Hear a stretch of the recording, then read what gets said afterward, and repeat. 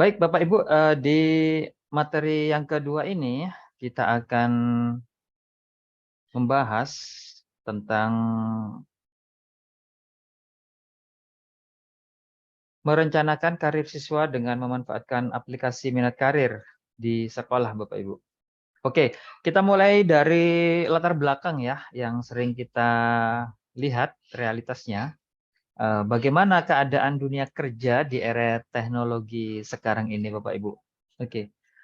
Nah, ini di bulan November 2022, ini GoTo ini gabungan Gojek dan Tokopedia ya, dan induk Shopee, itu mem-PHK di Indonesia ya, mem-PHK karyawannya. Dan jumlahnya ini ribuan sekali Bapak Ibu. Ini tantangan di dunia kerja saat ini. Nah, kemudian badai PHK juga tetap berlanjut. Grab, Grab Holding ini mem-PHK sekitar 1.000 karyawannya Bapak Ibu. Nah, ini banyak sekali ya terjadi. Nah, kemudian pertanyaannya, kenapa banyak PHK di industri teknologi saat ini, Bapak Ibu? Apa alasan mereka? Ini untuk yang GoTo, Shopee, dan Startup RI, ini tantangannya ternyata adalah keadaan ekonomi global ya. Jadi dunia ekonomi lagi sedang lesu ya, dan itu akan berimbas untuk apa namanya, merampingkan ya struktur di tubuhnya untuk mengurangi biaya yang sangat besar ya, seperti itu.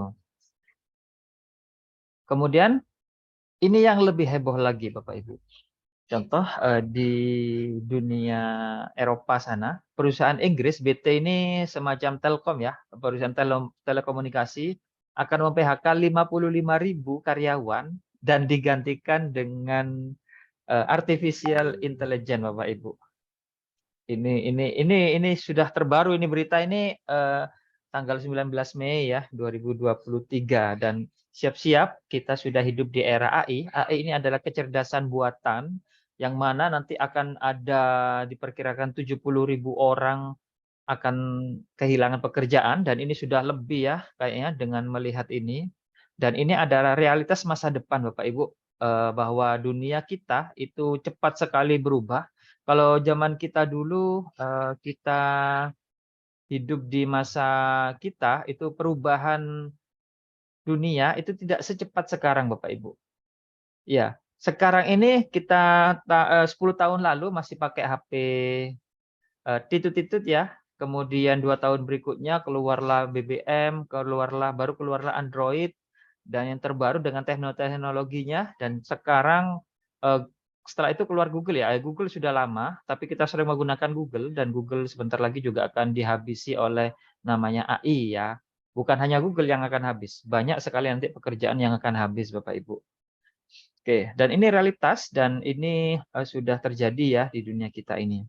Nah, itu dunia luar Bapak Ibu. Sekarang bagaimana tantangannya antara apa? Antara dunia pendidikan dengan dunia kerja Bapak Ibu. Nah, tantangannya setelah kita lihat realitasnya seperti itu, oke, terkait dengan karirnya. Nah, sebelum kita menuju ke sana, kita lihat dulu keadaan siswa kita. Yang pertama, ini siswa itu sering tidak percaya diri ya, mengatakan cita-citanya dan karirnya pengen jadi apa, seperti itu. Mereka bahkan hanya meniru temannya atau lingkungan sekitarnya, seperti itu Bapak Ibu. Kemudian yang kedua, ini siswa tidak memiliki passion ya dengan dunia kerja di masa depan. Mereka tidak pernah tidak memikirkan mau jadi apa di masa depan, yang penting di sekolah saja seperti itu. Di sekolah dari kelas 1 SD sampai lulus SMA, bahkan mungkin sampai kuliah, tidak memikirkan mau kerja apa nanti, yang penting sekolah aja, seperti itu ya. Nah, akhirnya tidak punya passion. Kemudian siswa kesulitan menemukan rencana karir sesuai dengan kepribadiannya. Saya ini orangnya seperti apa, cocoknya tuh seperti apa, cocok kerjanya, karirnya nanti seperti apa. Ini sulit ya kalau tidak dibantu oleh guru selama menjalani pendidikan di sekolah, Bapak Ibu. Kemudian saat kuliah, ternyata salah jurusan. Oh, ternyata saya kuliah bukan jurusan saya merasa banyak ya, waktu kita kuliah pasti banyak teman-teman kita, yang sudah kuliah terus bilang ke kita nggak sengaja ya ketemu, "Saya kayaknya salah jurusan deh, saya pengen berhenti." Dan itu tidak terjadi satu atau 2 orang Bapak Ibu, banyak sekali. Dan konsekuensinya adalah resikonya besar. Kita kuliah karena terpaksa, itu akan berbeda dengan kita kuliah karena passion. Itu baru di tingkat kuliah. Bagaimana nanti dengan dunia kerja atau dunia karir Bapak Ibu? Ini akan sangat besar sekali terhadap kehidupan kita, terhadap kebahagiaan kita, seperti itu. Kita kerja tidak sesuai dengan apa yang ada dalam kepribadian kita, seperti itu. Nah, pertanyaan mendasarnya, seberapa pentingkah guru BK atau guru konselor itu dalam membantu siswa menemukan karir masa depan yang sesuai dengan kepribadian siswa? Ya, kira-kira jawabannya pasti sangat penting ya Bapak Ibu. Kenapa? Karena tugas guru BK itu adalah melakukan bimbingan pribadi, bimbingan sosial, bimbingan belajar, dan terakhir adalah melakukan bimbingan karir Bapak Ibu. Ini wajib, ini memang tugas guru BK seperti itu di sekolah. Nah, terkait sama karir, nanti kita akan bedah semuanya dengan menggunakan konsep Riasek ya. Untuk itu, untuk lebih tahu lebih dalam mendeteksi dini minat karir kita, sebelum kita praktekkan ke siswa kita, dengan konsep Riasek, mari kita uji dahulu ya Bapak Ibu. Silakan Bapak Ibu, sekarang kita akan tes online ya, langsung untuk tes minat karir kita. Oke, saya akan, share link-nya ini di chat Zoom. Silahkan nanti diklik atau yang bisa ketik manual, silahkan diketik manual seperti ini. Oke, kita akan melakukan tes ini, silakan kita lakukan selama 5 menit saja Bapak Ibu, ya. Ya, ada di chat Zoom. Silakan diklik chat Zoom-nya. Mohon, nih ya, kesundul terus nggak apa-apa, bisa diketik manual. Kita akan melakukan tes untuk diri kita sendiri sebelum memahami, kepribadian karir siswa kita. Oke, waktunya 5 menit dari sekarang Bapak Ibu. Nah, kurang lebih tampilan angketnya seperti yang ada di depan ini Bapak Ibu. Silakan diisi ya, kita mulai. Yang wajib diisi tidak usah semua ya, email, itu tidak perlu diisi, dikosongkan aja. Untuk nama saja yang paling utama ya. Oke. Untuk WA, email, dan IG itu biarkan saja dikosongi. Kemudian di sini nanti akan ada tesnya ya. Ini tes hanya untuk proses webinar saja Bapak Ibu. Jadi untuk soalnya kita rampingkan menjadi lebih kecil seperti itu. Hanya ada sekitar 30 soal. Untuk soal aslinya ada 30 Bapak Ibu. Nah, ini tidak perlu mencontek karena ini tidak perlu berpikir ya, cukup apa yang ada dalam diri kita pilih jawab iya atau tidak seperti itu. Silakan dimulai Bapak Ibu, waktunya 5 menit ya.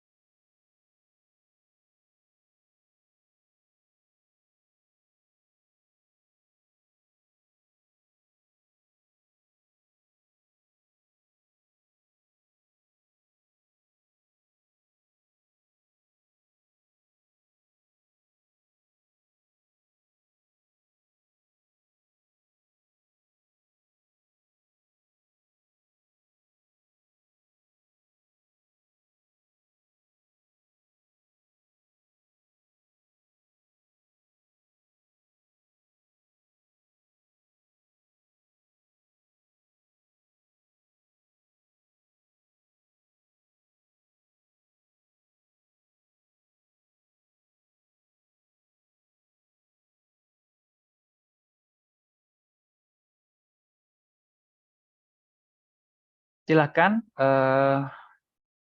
tinggal 2 menit lagi Bapak Ibu, kita sambil lihat hasilnya.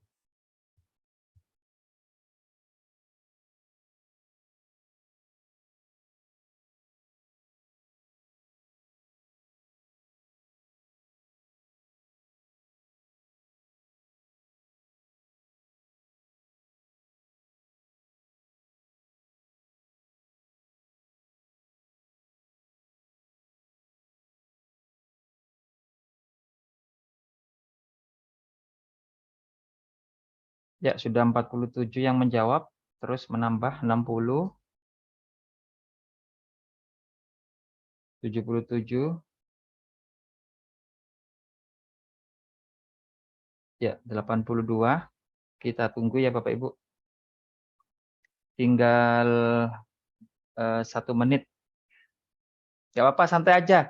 Yang belum bisa cepat, gak apa-apa, diikuti saja, santai aja Bapak Ibu.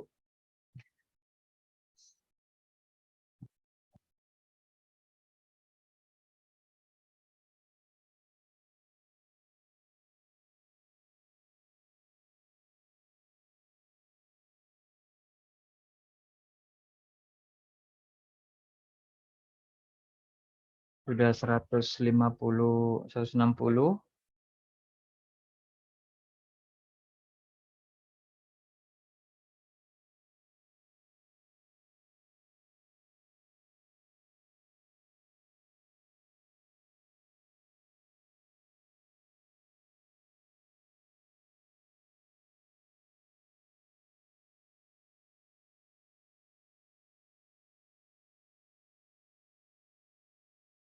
Ya, udah 200 lebih.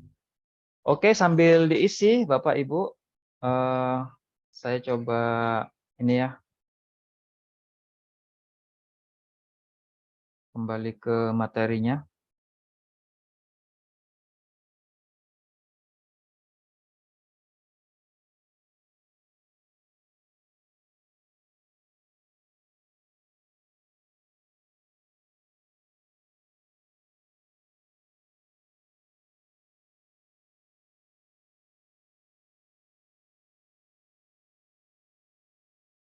Baik Bapak Ibu, sambil diisi yang masih belum selesai silahkan santai aja. Nah berikutnya Bapak Ibu, ini adalah tes tentang minat karir yang ditemukan oleh seorang tokoh ya, yaitu John Lewis Holland atau John L. Holland. Beliau ini lahir 21 Oktober 1919 ya, tapi sudah ini ya, sudah meninggal sekarang. Ini adalah seorang psikolog Amerika dan profesor ya di emeritus sosiologi di Universitas John Hopkins. Nah, inilah beliaulah penemu model pengembangan karir yang biasa disebut dengan konsep riasek ya, Bapak Ibu. Apa sih riasek itu? Tadi sudah dijelaskan oleh Pak Rojabi.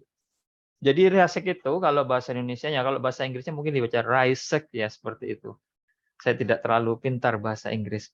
Oke, nah RIASEC ini sebenarnya akronim kepanjangan dari realistik, kemudian investigatif, artistik, sosial, enterprising, dan konvensional. Dan ini adalah cerminan dari setiap kepribadian tertentu yang terkait dengan kepribadian karir manusia, Bapak Ibu. Jadi menurut Profesor John Holland ini terkait dengan kepribadian tapi merujuk pada karir ya, cocoknya karir seperti apa. Nah, kita bahas sekilas. Jadi kalau nanti hasil tesnya Bapak Ibu adalah realistik ya. Ini karakteristiknya biasanya menyukai pekerjaan yang melibatkan kegiatan fisik dan praktis. Praktis ini praktek Bapak Ibu ya, hands on, yaitu pakai tangan ya, seperti itu. Mereka cenderung terampil dalam kerja praktis atau praktek ya, seperti pekerjaan teknis, konstruksi dan mekanik. Suka merakit ya pakai tangan, entah itu jadi mesin, entah itu teknis ya, merangkai membuat sesuatu dengan tangan ya, istilahnya pakai hands on seperti itu. Kemudian yang kedua investigatif, ini karakteristiknya menyukai kegiatan penelitian, ya, meneliti, analisis dan pemecahan masalah. Ini karakteristik ilmuwan Bapak Ibu. Jadi kalau Bapak Ibu termasuk investigatif, kami sarankan untuk Bapak Ibu tetap kuliah sampai S3. Itu biasanya bisa jadi profesor Bapak Ibu kalau memang kepribadiannya adalah investigatif. Kenapa? Karena passionnya memang di penelitian dan analisis ya, seperti itu. Kemudian mereka cenderung terampil dalam pemecahan masalah, ya, analisis data dan ilmu pengetahuan. Bidang-bidang yang cocok ini biasanya sains, teknik, atau riset. Nah, ya, ini. Kemudian yang ketiga, kalau nanti hasilnya adalah artistik, biasanya ini karakteristiknya menyukai ekspresi kreatif dan imajinatif. Kemudian mereka ini cenderung terampil dalam bidang seni, desain, musik, dan penulisan. Mereka menemukan kepuasan dengan mengungkapkan diri secara artistik. Nah, itu Bapak Ibu. Ya, eh, artistik ya sudah terlihat ini pasti terkait sama pekerjaan seni ya Bapak Ibu. Nah, kemudian yang berikutnya adalah sosial. Nah, sosialnya sudah terlihat ya. Ini orang yang memiliki kepribadian sosial yaitu menyukai interaksi sosial dan membantu orang lain. Ya, kata kuncinya adalah membantu orang lain. Ada suka interaksi sosial, tapi ada orang yang tidak suka membantu orang lain ya seperti itu. Berarti bukan sosial itu nanti Bapak Ibu. Kemudian mereka cenderung terampil dalam berkomunikasi, memberikan dukungan, dan memiliki empati yang tinggi. Dan bidang seperti ini yang cocok adalah bidang kesehatan, pendidikan, pelayanan sosial, ya. Jadi kalau Bapak Ibu guru itu biasanya kebanyakan ya kalau benar-benar menyukai pekerjaannya, yaitu Bapak Ibu guru biasanya bagian dari sosial seperti itu. Kemudian enterprising, ya enterprising ini menyukai kegiatan kepemimpinan, berbicara di depan publik dan berorientasi pada pencapaian. Ya, mereka ini cenderung terampil dalam menjual, ya, marketing ini jelas. Kemudian berbisnis dan memotivasi orang lain. Jadi ada beberapa kategori ini masuk dalam enterprising, yaitu marketing, berbisnis dan entrepreneur ya, atau biasa disebut dengan motivator. Nah, ini mereka menikmati tantangan dan kesempatan mempengaruhi orang lain. Ya, suka bisa mempengaruhi orang lain kalau Bapak Ibu memiliki karakteristik berbicara sama orang, orang langsung terpengaruh, itu adalah karakteristik enterprising Bapak Ibu. Bisa juga marketing. Kemudian yang terakhir ini konvensional ya. Ini menyukai kerja yang terstruktur, berurusan dengan angka dan data. Ya, mereka ini cenderung terampil dalam organisasi, pengaturan, pekerjaan administratif, bidang seperti keuangan, akuntansi, administrasi ya. Oke. Jadi ini karakteristiknya ada di dalam kantor biasanya Bapak Ibu. Staf TU, kemudian pegawai perpustakaan ya kalau di sekolah. Tapi kalau di bank ini biasanya pengumpul data ya. Kalau di perpustakaan dia pasti rapi kalau menata buku-buku seperti itu karakteristiknya. Nah, itu tadi nanti analisis dari Holland secara sekilas ya, dan kita akan membahas lebih dalam dengan memanfaatkan aplikasi minat karir siswa ini. Oke. Oke, Bapak Ibu, kita akan buka sebuah aplikasi namanya aplikasi minat dan karir Almas ya. Aplikasi ini berbasis Excel. Ini bisa kita klik langsung karena ini berbasis Excel, jadi tidak perlu instalasi ya. Klik aja 2 kali seperti ini. Maka aplikasi bisa langsung dijalankan. Tadi Bapak Ibu melakukan tes online dan nanti tes online tadi itu bisa dikelola otomatis dengan aplikasi ini. Oke. Nah, di awal Bapak Ibu saat membuka aplikasi nanti ini sudah tidak seperti Excel biasa ya, ada menu-menu khusus sudah. Nah, untuk menjalankan aplikasi ini syaratnya Bapak Ibu harus menjalankan makro. Caranya yaitu dengan mengklik tombol enable makro yang ini. Nah, ini ya. Oke. Saat pertama kali kita buka, nanti kita akan ditampilkan pada halaman menu utama Bapak Ibu. Dan aplikasi ini sebenarnya sih simpel Bapak Ibu, simpel tapi dia mampu menganalisis ya kepribadian sesuai dengan karir Jacek dan ini bisa lebih mendalam Bapak Ibu untuk dimanfaatkan mengetahui karir siswa ya seperti itu dan perencanaan karir yang cocok bagi siswa kita seperti itu Bapak Ibu. Oke. Nah, selanjutnya ini adalah halaman menu utama. Sebenarnya ini adalah halaman shortcut atau halaman tombol link-link menuju ke halaman-halaman yang ada dan fungsinya sama dengan yang ada di atas-atas ini Bapak Ibu. Oke. Jadi untuk melihat aplikasi ini sebenarnya nggak ruwet Bapak Ibu. Cukup 2 langkah yang dilakukan, 3 langkah. Yang pertama ini mencetak angket, kemudian dibagikan ke siswa, lalu direkap. Sudah itu aja. Nanti sisanya semuanya akan dianalisis otomatis oleh aplikasi ini, Bapak Ibu, seperti itu. Oke, kita mulai dari yang pertama. Ini adalah angket, dan di angket ini sudah disediakan ya semua dengan pertanyaannya. Ini logo-logonya bisa kita ganti ya. Nanti standarnya ada sekitar 90 soal, Bapak Ibu. Nah, caranya ini angket cetak ya. Oh ya, aplikasi ini bisa menganalisis data baik itu offline maupun online. Nah, untuk offline itu kita pakai cara adat ya atau cara tradisional, yaitu mencetak angket ini kemudian dibagikan ke siswa ya, seperti itu. Nah, ini saya simulasikan cara mengisinya. Cara mengisinya, misalkan siswa ini pertanyaan pertama itu cukup dijawab, jika iya maka dijawab seperti ini, dikasih tanda centang. Jika tidak, maka dikosongkan saja, seperti itu Bapak Ibu. Itu aja sih cara ngisi angketnya. Nah, jadi ceritanya angket ini dicetak, dibagikan kepada siswa. Nah, kemudian jika siswa sudah mengisi, maka baru kita rekap di sini. Nah, oke. Nah, untuk merekap ini ada banyak cara sekali Bapak Ibu, cara mengisi data siswa ya. Yang pertama ya, yaitu cara adat atau cara tradisional atau cara warisan leluhur kita. Jadi kalau ngisi data yaitu diketik langsung seperti ini ya Bapak Ibu. Ali, Budi. Nah, seperti itu. Ini cara standar ya. Oke, berikutnya cara yang kedua, kita bisa mengambil data dari Dapodik, Bapak Ibu. Jadi misalkan Bapak Ibu ada operator Dapodik, silahkan aja minta diekspor ke dalam bentuk Excel, lalu nanti hasilnya itu kita impor ke sini dengan mengklik tombol Dapodik ini, ya seperti ini. Nah, misalkan ini sudah ada contohnya ya, saya klik data Dapodik. Oke. Nah, ini sudah langsung masuk Bapak Ibu datanya. Nah, ini ya.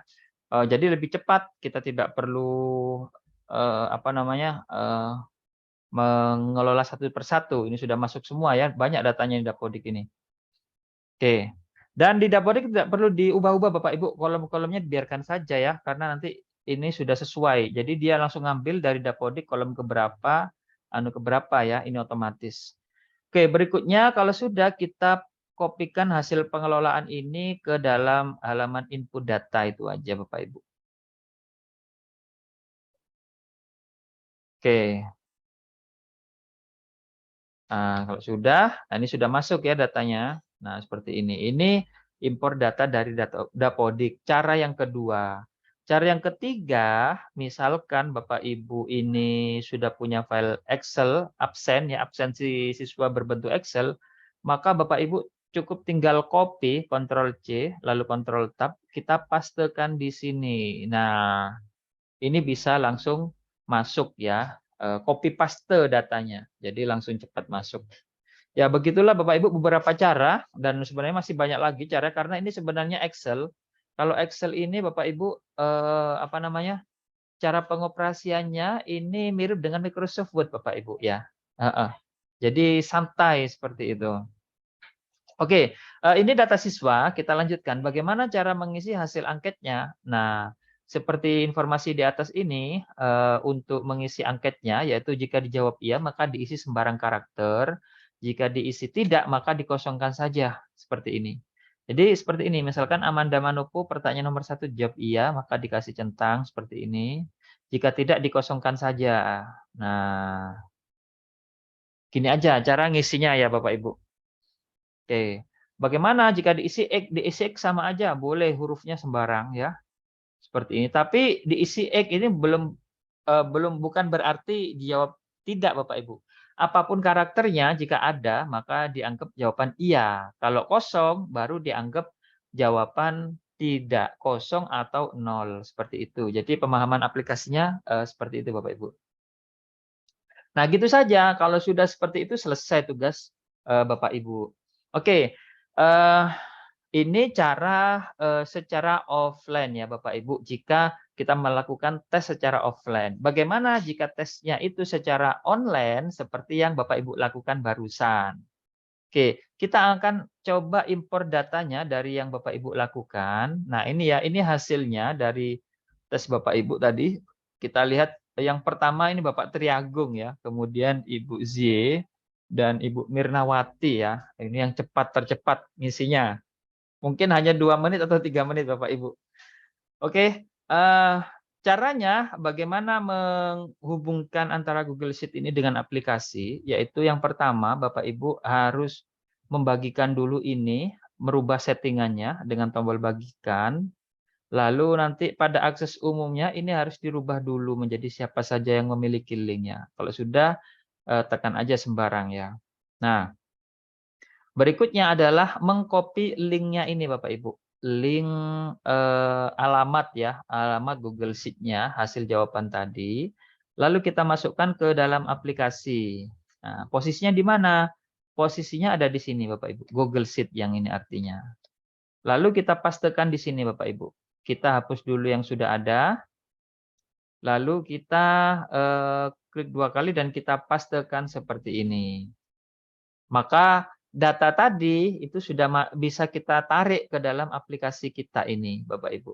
Oke, kita akan coba tarik ya datanya dari online tadi. Cara nariknya bagaimana? Cukup klik tombol impor dari Google Sheet yang ini, Bapak Ibu. Ya, kita klik impor data dari Google Sheet, maka nanti Google Sheet ya. Maka nanti data ini akan dikonversi. Tadi jawaban Bapak Ibu jawab iya atau tidak, maka dia akan menyesuaikan dengan aturan cara pengisian di sini secara otomatis. Ya, kita lihat. Nah, ini sudah masuk ya Bapak Ibu. Bapak Triagung, Ibu Zie, Ibu Mirnawati, kemudian saya coba ini. Nah, ini. Oke, ini kolomnya baru 70 ya. Kita perbesar dengan mengklik tombol ini. Kita ganti aja menjadi 300. Ya, biar agak banyak kolomnya. Ini bisa menampung hingga 2000 peserta Bapak Ibu untuk satu kali session tes. Nah, ini ya, udah masuk. Wah, bener melebihi 300 ya. Kita ubah aja menjadi 500. Wah, antusias Bapak Ibu sangat besar sekali ya untuk mengikuti webinar ini. Oke, iya 326. Nah, ini Bapak Ibu tadi jawaban iya, tapi di sini akan otomatis berubah menjadi centang atau kosong seperti itu. Nah, kalau sudah di sini udah selesai sih tugasnya Bapak Ibu ya. Lantas bagaimana? Apa yang harus kita lakukan? Nah, biarkan aplikasi menganalisis otomatis. Oke, kita mulai. Nah, yang pertama ini ya Bapak Triagung, ini langsung ketahuan hasil analisisnya adalah artistik Bapak Ibu. Nah, di sini artistiknya 23%. Kemudian di sini akan ada deskripsi bidang minatnya, langsung dijabarkan ya, yaitu suka seni, merangkai kata-kata, musik, dan drama untuk berkomunikasi ya. Cara komunikasinya pakai seni. Ya, untuk mengekspresikan diri juga pakai seni. Ini bidang minatnya ya. Keterampilan kuncinya yaitu mengekspresikan diri secara artistik atau fisik. Ya, bercerita, menulis, menyanyi, terampil merancang, menyajikan, merencanakan, menyusun, dan bermain dan menari ya. Mesti di antara itu banyak yang ada di dalam diri kita. Kemudian kepribadiannya ini kalau artistik cenderung memiliki ide kreatif yang bersifat otentik, tidak suka tidak suka jiplak ya, lebih suka mencipta atau membuat sesuatu yang itu orisinal, biasanya seperti itu karakteristiknya. Ya, profesi ini biasanya terkait dengan desain dan ekspresi, Bapak Ibu. Oke, dan itu banyak ya. Kalau kita baca nanti bisa semalaman. Oke. Nah, kemudian mata pelajaran pendukung keterampilan itu adalah pelajaran seni budaya, baik rupa musik, tari, dan teater, desain grafis, TIK, studi bisnis, IPS, antropologi, sosiologi, prakarya, bahasa sastra, dan bahasa Inggris ya, bahasa Indonesia dan bahasa Inggris. Kemudian jurusan yang cocok, ini sejarah, seni, bahasa sastra, ilmu komunikasi, bahasa Inggris, musik, teater, desain grafis, arsitektur, dan lain-lain.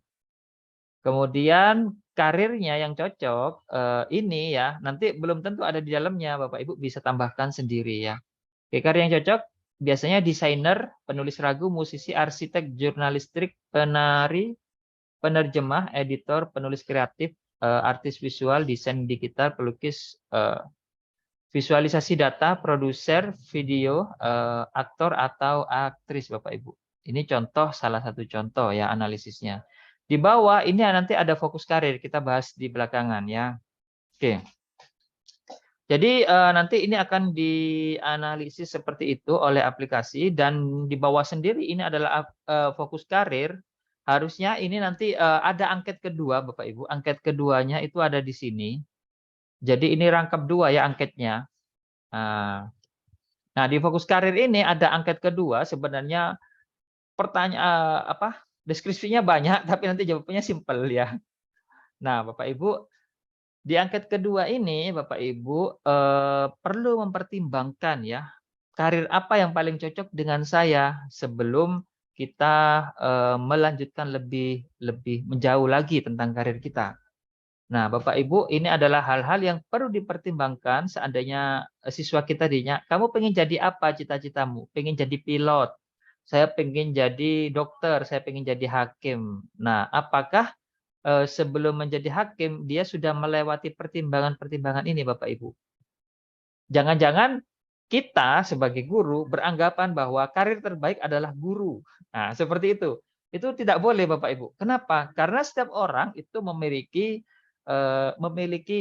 ide dan memiliki prinsip yang tidak sama dengan prinsip kita. Kalau Bapak Ibu boleh jadi pekerjaan yang cocok adalah jadi guru, bahkan bisa sampai PNS seperti itu ya, alhamdulillah. Tapi bagi orang lain itu belum tentu, Bapak Ibu, belum tentu cocok ya. Kenapa? Oke, kita lihat pertimbangan.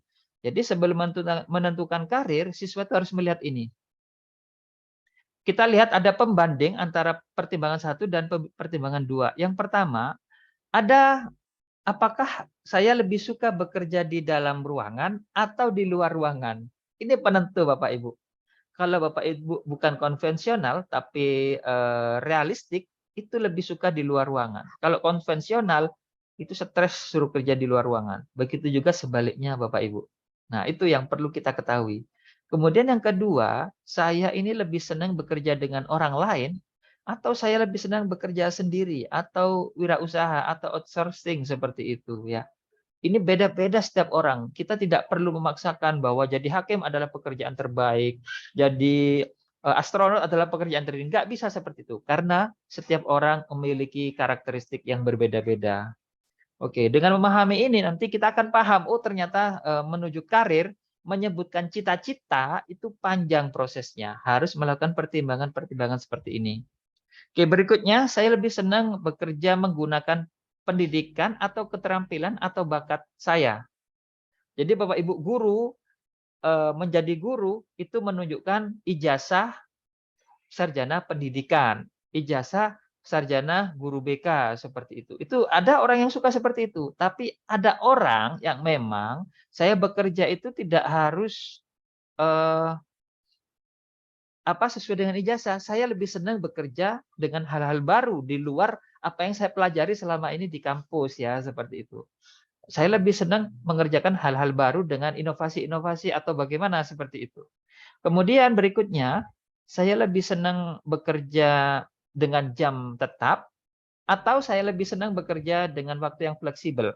Bapak Ibu kalau bekerja itu jamnya tetap ya. Berangkat jam 7 nanti pulang jam 2 seperti itu. Itu senang ya.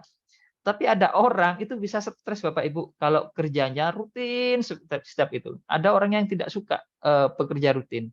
Dia maunya kerja suka-suka. Contohnya apa? Banyak sekali. Contohnya Gojek ya, Abang Gojek. Dia kerja suka-suka, nanti jam 12 malam kerja, siang tidur molor sampai sore, nanti malam kerja lagi. Dia bangun kerja, setelah itu tidur lagi atau kumpul keluarga seperti itu. Dia nggak suka diikat oleh waktu. Itu ada yang seperti itu. Bukan hanya Bang Gojek ya contohnya Bapak Ibu. Banyak proyek-proyek ya, kerja proyek bangunan. Dia tuh kerjanya nggak harus jam 7 nanti jam 2 atau jam 4 pulang. Nggak seperti itu ya. Yang penting target selesai, target tercapai, maka pekerjaan dianggap selesai. Seperti itu Bapak Ibu. Berikutnya, saya lebih suka bekerja fokus pada 1 atau 2 pekerjaan saja, atau saya nggak ada masalah kerja dengan banyak pekerjaan sekaligus atau multi talent ya. ya, multitasking seperti itu. Kemudian melakukan beberapa pekerjaan fisik atau melakukan banyak sekali pekerjaan fisik, ya.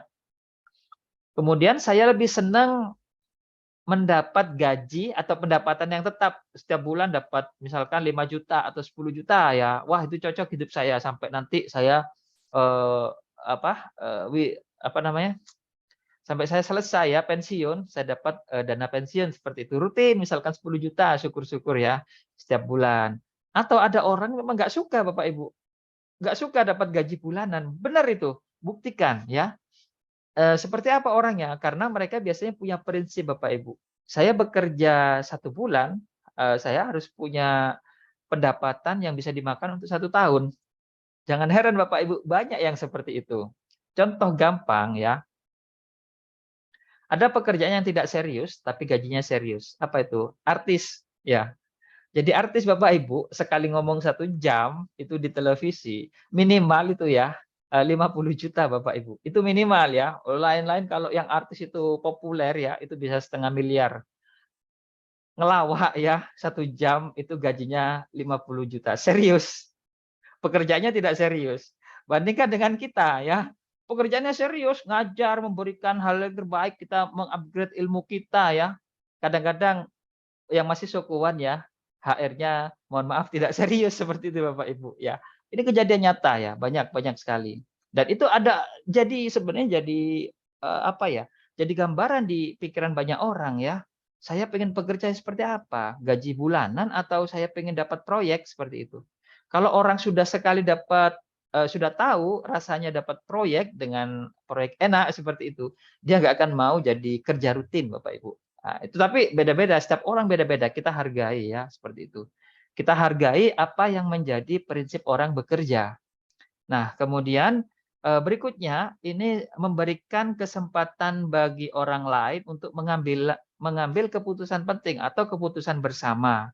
Artinya pekerjaan kita itu ditentukan secara bersama-sama. Atau saya lebih senang memimpin dan bertanggung jawab atas orang lain. Dia lebih senang kerjasama atau saya lebih senang jadi leader. Seperti itu. Ini menentukan pekerjaan kita nanti Bapak Ibu. Kemudian saya lebih senang bekerja di satu tempat. Ya, artinya saya bekerja di kantor, misalkan di sekolah terus. Tapi ada orang yang harus kita maklumi Bapak Ibu. Dia nggak kerasan. Kalau tempatnya di dalam satu kantor itu terus, dia lebih suka kerjanya tuh kalau bisa pindah-pindah seperti itu. Itu bukan karena orangnya bosenan, bukan. Itu memang kepribadian mereka seperti itu dalam dunia kerjanya.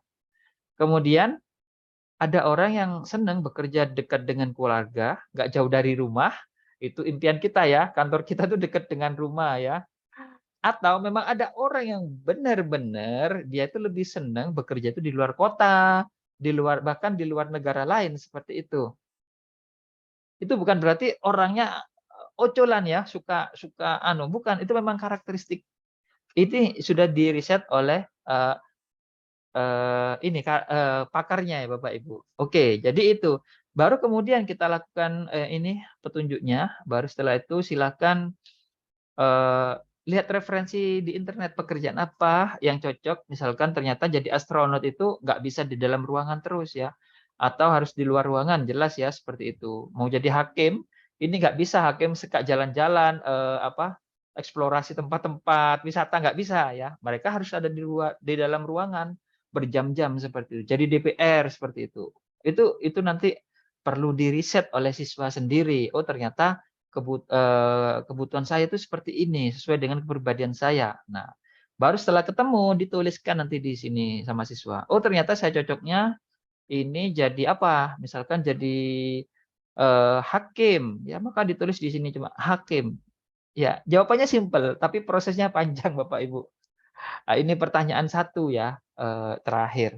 Nah, kalau sudah nanti baru ini dimasukkan lagi ke input data. Ini posisinya ada di sebelah kanan seperti ini.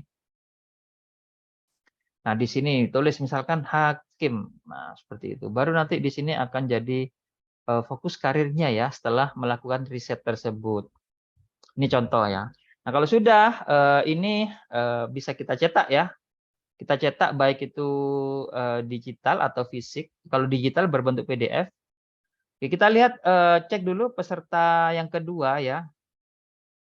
Nah, ini Ibu Zie, realistik, sosial, dan konvensional. Nah, ini dominannya lebih dari satu, Bapak Ibu. Ini biasanya enak ya, dan multitasking biasanya orang yang seperti ini.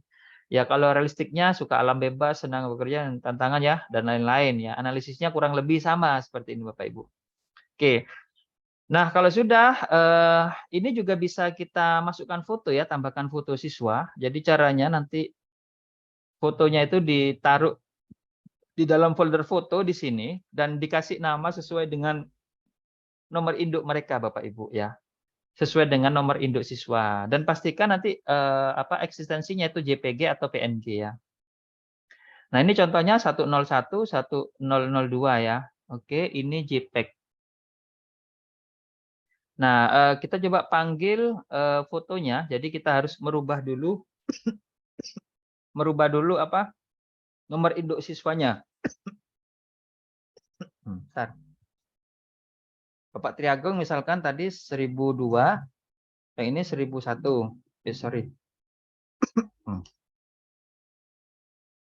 Nah, nanti langsung terlihat ini fotonya Bapak Ibu. Nah, Ibu Zie sudah keluar sama fotonya. Kita mundurkan. Bapak Triagung. Nah, ini ya. Contoh saja ya, bukan foto aslinya lebih cakep ya. Ini kan hanya gambar kartun. Nah, kalau sudah ini bisa kita cetak PDF Bapak Ibu. Nah, seperti ini, tekan. Ini bisa cetak PDF langsung banyak, misalkan siswa nomor 1 sampai nomor 3 seperti itu. Oke, nanti hasilnya ini langsung akan otomatis ada di sini Bapak Ibu, keluar sendiri ya. Nah, ini kita tunggu 1, 2, dan 3 ya.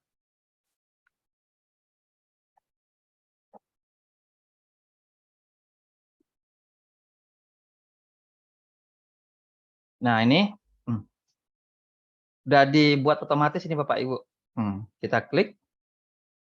Bapak Triagung hasilnya PDF. Nanti seandainya dicetak dalam bentuk file ya kurang lebih sama ya Bapak Ibu. Nah, seperti ini. Kalau dicetak dalam bentuk fisik ya. Oke. Baik, demikian Bapak Ibu, ini analisisnya. Kemudian di sini ada output semua peserta ya Bapak Ibu. Kita akan cetak juga PDF dan nanti Bapak Ibu yang penasaran sama hasilnya, kita kita bagikan ya. Kita cetak PDF lagi yang ini. Khusus yang keseluruhan ya, karena pesertanya banyak sekali.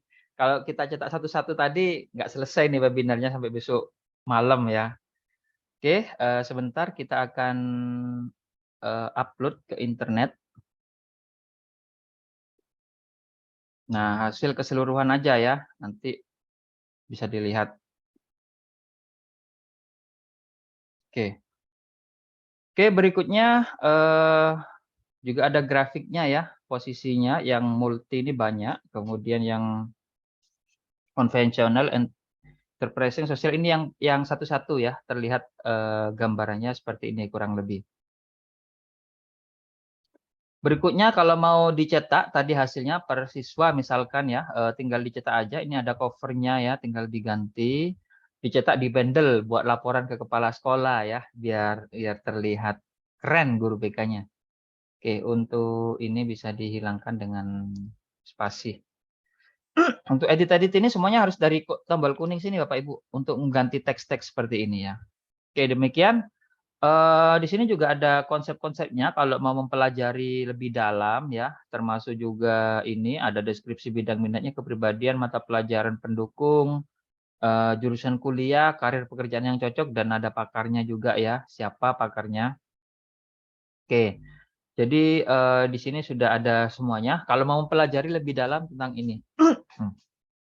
Baik, yang lain-lain saya kira ini bisa dieksplorasi sendiri. Ini hanya tambahan aja ya, data-data pendukung. Kita lanjutkan lagi materinya Bapak Ibu. Tadi sudah dijawab. Kemudian yang pengen tahu hasilnya, silahkan Bapak Ibu download atau lihat di chat Zoom yang kami kirim linknya untuk melihat hasilnya. Oke, Bapak Ibu masuk ke bagian mana tadi ya? Oke, kita lanjut materinya. Nah, setelah kita tahu misalkan siswa kita memiliki karakteristik karirnya yang bagaimana, pertanyaan berikutnya apakah selesai di sana Bapak Ibu? Jangan ya, jangan sampai ya. Pertanyaan berikutnya, bisakah kita membangun tim unggul dalam karir para siswa? Ya, jawabannya bisa. Kenapa? Setelah kita tahu bahwa siswa kita ini memiliki karakteristik karir yang berbeda, nah, yang harus kita lakukan adalah menggabungkan ya kolaborasi. Kecerdasan abad 21 itu salah satunya selain berpikir kritis adalah kolaborasi, Bapak Ibu. Bentuk tim, kalau mau bentuk usaha, bentuk tim pada siswa kita. Di antara siswa kita itu pasti ada anak yang jenius, biasanya memang, investigatif. Itu anak yang suka menemukan sesuatu, itu anak investigatif. Banyak sebenarnya, mereka bikin, karya ilmiah bagus ya, tapi setelah itu selesai di sana. Bagaimana caranya supaya, banyak ya, banyak sekali penemu-penemu ya di tingkat SMA atau SMK seperti itu. Anak kita kadang-kadang jenius, tapi mereka tidak tahu harus ngapain. Harus ngapain itu perlu membentuk tim Bapak Ibu, yaitu menggabungkan, mengkolaborasikan antara, ini konsep Piastek. Kalau anak ini investigatif, maka dia memerlukan seorang entrepreneur dan artistik serta, eee realistiknya Bapak Ibu. Jadi, misalkan ya, di dunia modern ini sudah banyak sekali, startup. Startup itu apa? Startup itu adalah usaha baru, tapi nanti biasanya meledak Bapak Ibu, meledak ya. Banyak sekali kalau Bapak Ibu lihat Ruang Guru ya, Ruang Guru itu sebenarnya didirikan sama Beva Balvara itu ya, itu mahasiswa sebenarnya saat itu, saat mendirikan. Kemudian dia dapat pendanaan, dia membentuk tim, dia sendiri pasti penemunya, karakteristiknya biasanya realistik dan investigatif ya. Nah, dia punya tim marketing, itu marketing itu biasanya bagian enterprising yang pintar ngomong, kemudian dia minta investor, ya, berbicara ke investor, "Ini loh saya punya, platform Ruang Guru." Ruang Guru itu sebenarnya kalau menurut saya itu konsepnya sama dengan Gojek, yaitu dulu awal-awal, apa namanya, mengumpulkan guru les ya. Setelah banyak yang gabung kayak Gojek ya, supir supir kalau Gojek itu kan apa, ojek online ya, kalau itu guru les online, guru les ya, guru les. Ternyata yang ikut tuh banyak Bapak Ibu, yang ikut banyak disampaikan ke investor, wah ternyata banyak ya yang ikut jadi gurunya. Dikasih dana Bapak Ibu, dikasih dana. Terus setiap tahun tuh nambah-nambah, itu lebih dari 6 triliun kalau nggak salah. Berapa triliun gitu loh pokoknya angkanya Bapak Ibu. Nggak usah heran ya Bapak Ibu. Contoh Gojek, Gojek itu sama sebenarnya. Dia apakah Gojek menggaji drivernya? Tidak Bapak Ibu, Gojek tidak menggaji drivernya. Drivernya itu digaji oleh penumpangnya dan sebenarnya, sistem kerjanya Gojek itu bahkan mendapat fee 20% dari, penghasilan dari drivernya seperti itu dan dia kasihkan ke investor. Sampai sekarang Gojek itu terakhir ya, 3 tahun lalu itu dia sudah menghabiskan 90 triliun uang Bapak Ibu untuk dibakar. Dibakar bukan pakai api Bapak Ibu, tapi dibagikan untuk promo-promo seperti itu, 90 triliun. Dan itu, adalah kumpulan anak-anak muda yang memang memiliki karakteristik ini dan mereka sudah bisa membentuk tim sesuai dengan, karakteristik yang dibutuhkan. Jadi, yang terjadi sekarang ini ya, anak misalkan investigatif, dikumpulkan sama investigatif semua. Anak yang realistik, kumpulnya realistik semua ya. Ya kapan bisa membentuk tim yang hebat Bapak Ibu? Kalau semuanya jadi penemu, siapa yang bisa memarketkan? Siapa yang bisa memasarkan? Siapa yang bisa mengkomunikasikan kepada orang lain? Kalau semuanya tukang ngomong, enterprising tapi tidak ada produk, sama aja. Hanya omong doang jadinya Bapak Ibu. Nah, kalau kita bisa membentuk tim seperti ini buat murid kita, kalau ingin membuat sebuah pembelajaran berbasis proyek, apalagi itu benar-benar sebuah penemuan, maka bentuklah tim seperti ini. Jika di sekolah Bapak Ibu ada potensi seperti itu. Dana-dana untuk startup Bapak Ibu itu sudah sangat didukung oleh pemerintah Bapak Ibu. Ya, banyak sekarang ada PPBR. Dulu tahun 2019 saya termasuk yang dapat ya. Jadi pemerintah itu memberikan dana bantuan setiap inovasi oleh anak negeri ini kurang lebih antara 300 juta sampai 500 juta. Kalau zaman dahulu namanya PPBT, berikutnya itu startup, dan sekarang namanya PPBR ya. Yang dapat itu bukan 1-2 orang Bapak Ibu, itu bukan kompetisi. Yang dapat saat itu 400 anak muda ya, mahasiswa kebanyakan ya saat itu. Dan dananya kurang lebih antara 300 sampai 500 juta ya Bapak Ibu. Itu dana hibah, tidak dikembalikan, bukan dana pinjaman ya. Tapi tujuan pemerintah adalah mengoptimalkan inovasi di anak negeri. Memberi dana segitu nggak ada apa-apanya daripada kita membeli penemuan dari luar negeri yang harganya juga sangat mahal sekali Bapak Ibu, inovasi ya. Inovasi-inovasi kayak pesawat itu ya, harganya itu 2 triliun Bapak Ibu. Nggak ada apa-apanya dibandingkan membiayai anak negeri untuk melakukan riset-riset seperti itu. Ya, itu disupport oleh pemerintah. Oke. Nah, itu contoh saja ya. Oke, berikutnya. Nah, ini adalah tahapan-tahapan karir Bapak Ibu ya. Ini sesuai konsep ini ya, pertumbuhan karir, perkembangan karir. Yang pertama adalah proses pertumbuhan. Ya, tahap pertumbuhan biasanya berusia di bawah 15 tahun ya Bapak Ibu. Tahap ini diakhiri dengan adanya konsep tentang minat dan kemampuan dan mulai berpikir tentang alternatif keahlian. Ya, siswa kita itu mendapatkan masukan dulu dari guru, belajar konsepnya seperti ini ya. Baru berikutnya adalah tahap penjajakan. Ini biasanya di usia 15 sampai 24 tahun, antara siswa sampai mahasiswa. Mereka akan mencoba bekerja, Bapak Ibu. Ya, seseorang berada tahap ini yaitu tahap penjajakan.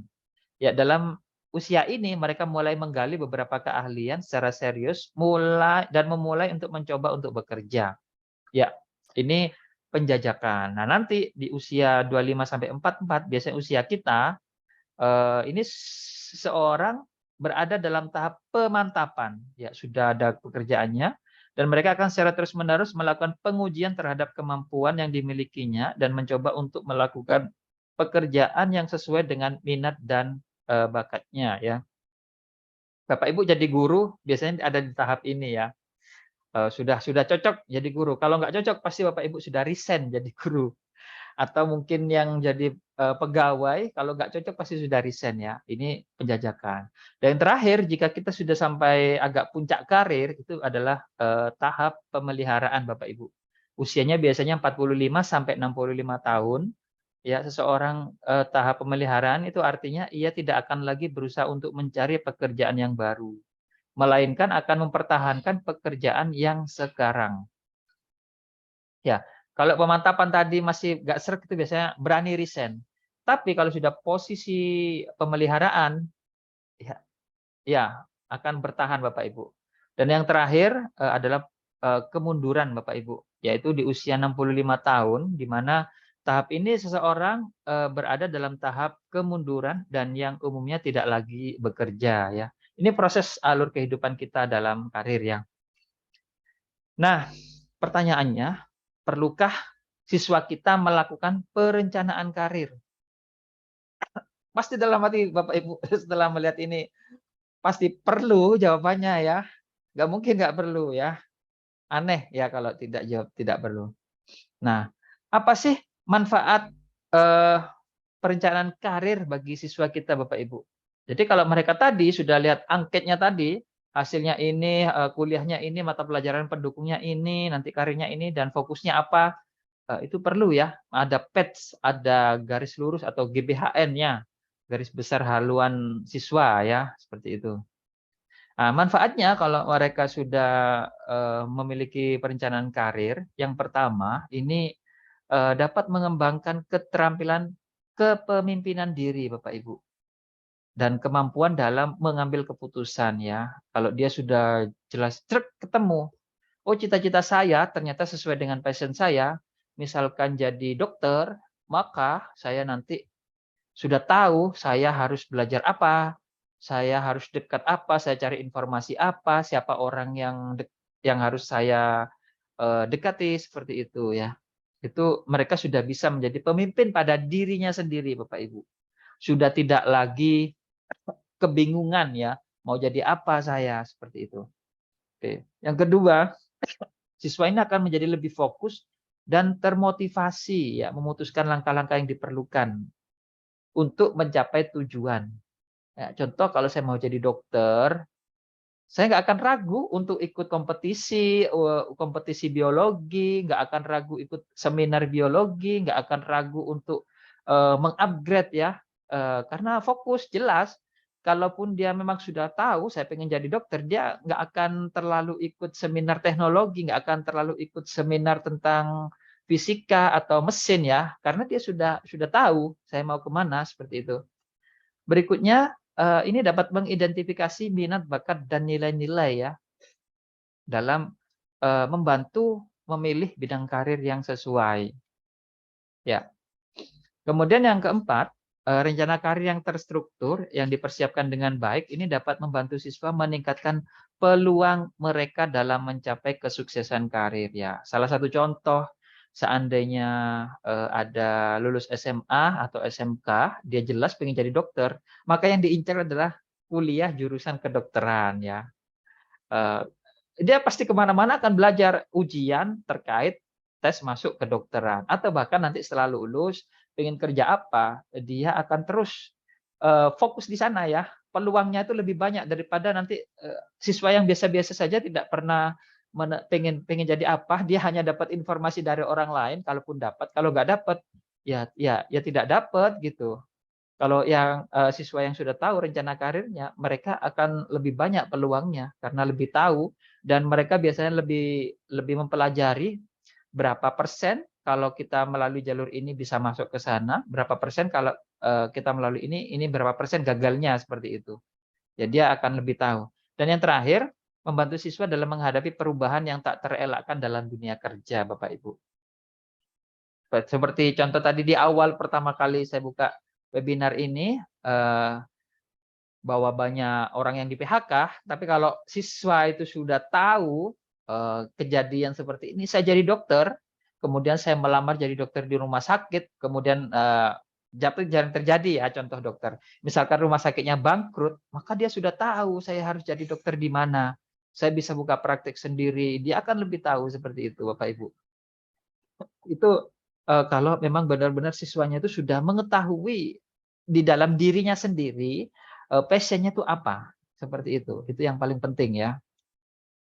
Nah, sekarang terkait sama kita ya sebagai guru BK, silakan pilih sikap mana yang mau kita lakukan, yaitu membiarkan nasib menentukan karir masa depan siswa kita, sehingga siswa tidak dapat melihat tantangan di masa depan, atau biarkan saja sudah siswa itu hidup sesuai dengan takdirnya masing-masing ya, untuk guru ya. Jangan ya.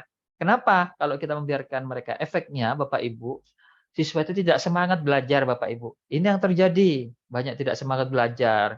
Kalau ada waktu kosong mereka tidak belajar, tidak meningkatkan skill diri, malah pacaran Bapak Ibu. Sayang ya, masih usia muda itu waktunya terbuang percuma ya. Nah, kemudian pilihan yang kedua, atau kita fokus sejak dini untuk merencanakan karir masa depan siswa ya, seperti itu. Sehingga siswa kita punya arah, tujuan yang jelas dengan rencana masa depannya. Ya, ini yang perlu kita lakukan. Kenapa? Ini Bapak Ibu, ini anak muda, sorry. Ini anak muda, namanya Mark Zuckerberg. Dulu di usia remaja, di usia mahasiswa, dia bikin Facebook awalnya iseng. Iseng dibuat untuk waktu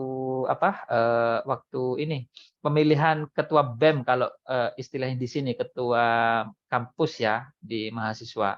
Ternyata rame. Kemudian dipakai eh, dia panggil temannya, beberapa orang, 5 orang, yang datang 3. Dia butuh tim, temannya dipanggil sama Mark Zuckerberg. Yang 2 tidak datang, yang 2 itu tidak jadi apa-apa Bapak Ibu. Yang 3 tidak datang, yang 2 jadi timnya Mark Zuckerberg, padahal hanya disuruh ikut saja. Ya mungkin jadi bagian marketing, bagian apa. Sekarang kekayaannya Bapak Ibu, ini lebih dari 1/5 APBN Indonesia satu orang ini Bapak Ibu. Ya, APBN Indonesia kekayaannya lebih dari satu orang. diambil sama dengan satu orang ini. Nah, kemudian yang ini adalah Elon Musk, Bapak Ibu. Dulu waktu usia 12 tahun, dia bisa membuat game tentang pesawat luar angkasa, tembak-tembakan seperti itu. Kemudian orang tuanya tahu, support. Sekarang dia adalah CEO SpaceX. SpaceX itu perusahaan satelit, Bapak Ibu, yang membuat satelit-satelit itu dikirim ke antariksa ini, termasuk pesawat ulang-alik, ya, pesawat yang rencananya dia mau membuka kehidupan di Mars, ya, pesawat menuju Mars, buka itu di sana. Dan dia juga CEO Tesla, ya. Tesla itu mobil listrik pertama dulu yang super duper, ya, sakti, ya, bukan sakti, canggih sekali. Di usia muda semuanya, Bapak Ibu. Jadi mereka sudah bisa menentukan karir sejak kecil, dan terutama itu sudah dilihat oleh orang tuanya. Jadi orang tuanya kalau melihat bakat anak kita, ya, misalkan kita melihat bakat anak kita, oh, anak saya ternyata pintar berbicara, mempengaruhi orang lain. Oh, kita jangan hanya sekedar tahu, jangan Bapak Ibu, tapi arahkan langsung. Kalau kamu pintar gini, ini petanya, jelas. Nanti kuliahnya ke sini, karirnya di sini, itu. Harus seperti itu, bukan hanya sekedar, wah, anak saya ternyata pintar matematika, IQ yang bagus. Bukan berhenti di sana. Kita yang harus membantu mengarahkannya ke arah mana anak kita, ya. Kalau karir kita sudah benar-benar terpetakan, sudah bisa direncanakan, jangan heran, ini contoh satu lagi. Edward Snowden, Bapak Ibu, dia di usia 24 tahun, dialah orang yang membocorkan rahasia CIA Amerika ke seluruh dunia, Bapak Ibu, yang dulu sempat heboh. Bayangkan, di usia 24 tahun, itu usia yang sangat muda sekali, dia berani ambil keputusan besar, Bapak Ibu. Jadi, kalau kita sudah bisa membuat siswa kita percaya diri, maka di usia muda mereka tuh bisa mengambil keputusan besar, dan jangan heran kalau memang gurunya tuh benar-benar orang yang bisa mengarahkan seperti itu. Banyak pengusaha jadi milioner di usia di bawah 30 tahun, Bapak Ibu. Tidak menunggu nanti kita ikuti jenjang jabatan, ya. Kalau kita memang benar-benar tadi sudah ketemu passion saya di bidang apa, itu kita akan berani ambil keputusan besar. Dan konsekuensinya biasanya bisa jatuh, bisa naik. Tapi kalau jatuh, kalau orang sudah menemukan jati dirinya, dia akan terus bangkit, Bapak Ibu. Dan banyak program itu jadi milioner sebelum usia 30 tahun. Sebelum 30 tahun. Artinya sebelum menikah jadi miliarder. Itu banyak, ya. Di Indonesia banyak. Beva Balvara, kemudian saya kemarin ketemu sama Maxi, ya, itu masih usia baru lulus kuliah. Ada juga kemarin saya ketemu juga anak masih mahasiswa semester 7, ya, dia bisa menemukan ini lampu yang bisa dihidupkan matikan pakai HP, ya. Itu fungsinya sangat penting sekali. Dijual sama dia, jadi entrepreneur sekarang. Banyak sebenarnya anak-anak kita itu yang punya bakat, ya, seperti itu. Sesuai dengan passion-nya. Itu inovasinya. Untuk yang pinter entrepreneur, itu perlu membentuk tim, membentuk perusahaan, ya, usaha, ya. Itu sudah sangat disupport oleh pemerintah. Oke. Nah, kaitannya hubungan minat karir dengan kurikulum merdeka, Bapak Ibu. Nah, di kurikulum merdeka ini nanti contoh, ya. Di SMA itu sudah tidak ada lagi jurusan IPA IPS bahasa, Bapak Ibu. Itu dihapus. Sekarang diganti dengan pemilihan mata pelajaran sesuai dengan konsep karirnya, ya. Itu ada tes riaseknya juga di dalamnya sih. Nah, siapa yang bertanggung jawab itu, Bapak Ibu? Guru BK, Bapak Ibu, yang menentukan pilih mapel, ya. Tapi kalau tidak bisa dihandle, nanti bisa dihandle sekolah. Ini kalau aturannya guru BK ini yang punya tugas, ya, untuk SMA, ya, SMA atau MA. Nah, oke, ini sudah agak malam, ya. Pertanyaannya, apakah sekolah sudah melakukan yang terbaik untuk membantu siswa menemukan dan merencanakan minat karir siswa sejak dini, ya? Ini pertanyaan besar bagi kita, ya. Apakah sudah berusaha semaksimal mungkin? Ya. Atau biarkan saja sudah nasib yang menentukan karir masa depan siswa kita, Bapak Ibu. Terserah Bapak Ibu, pertanyaan, kalau tadi pasti, kita akan mengoptimalkan, pertanyaannya kapan mau dijalankan ke sekolah kita Bapak Ibu? Ya kapan dijalankan di sekolah kita ya.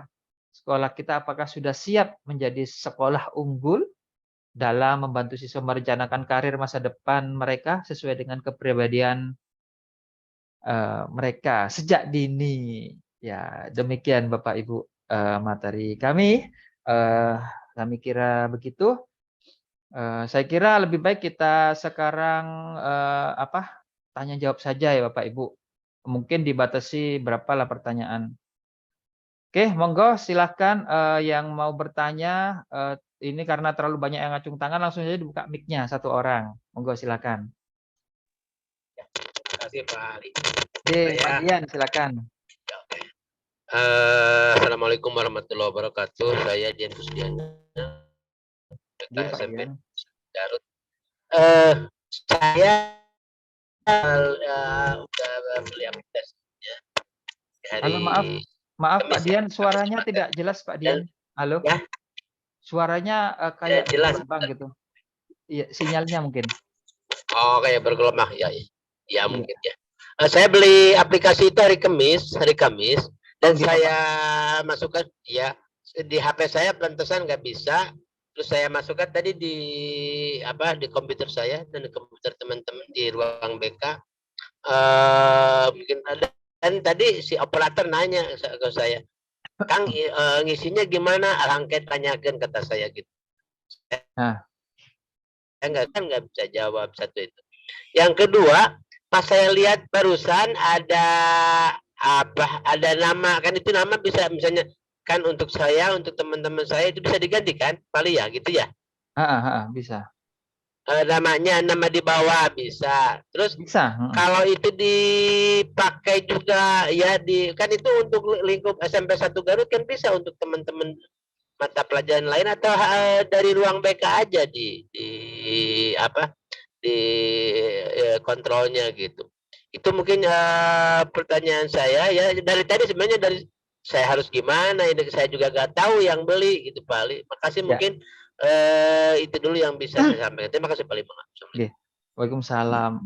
Baik Bapak, untuk tutorial itu sudah ada di email-nya, ada video tutorialnya, dan jika masih kesulitan nanti langsung kontak aja Pak Sultan, Bapak Ibu. Tanya Mbak Ana, biasanya langsung dibantu oleh Pak Sultan, biasanya langsung video call.